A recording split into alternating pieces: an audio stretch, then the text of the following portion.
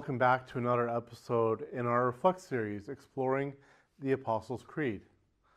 Last episode, we looked at the opening words of the Creed, I believe in God the Father Almighty. And today, we finish off that thought by looking at the words that continue it, Maker of heaven and earth. I wanted to separate us talking about God as creator from those opening words so we can reflect a little bit more on what God as creator means for us.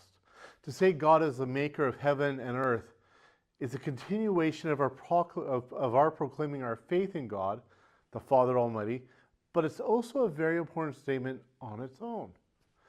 When we proclaim God as creator of all things, we are immediately describing the most basic relationship we have with God. He is the one who made our world that we live in, the universe.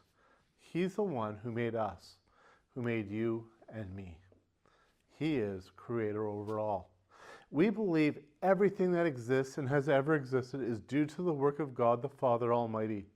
This is the truth we proclaim, and it echoes the opening proclamations of Scripture that in the beginning God created the heavens and the earth, as we read in Genesis 1. This truth, it also defines our relationship to God as His created beings. And this belief in God as creator really sets us apart from those in our world who deny that there is evil. Proclaiming God as our creator is the source from which we get our meaning and purpose. It shows we are created with intention and not by accident. It roots us in something bigger than ourselves. When the church today talks about creation, it often boils down into a debate about evolution versus the 7 days of creation. But the simplicity in the Apostles' Creed that says God is creator, I find quite refreshing. It gets us back to the basics. It gets us back to what the Bible teaches us at the very core, that God is the maker of heaven and earth.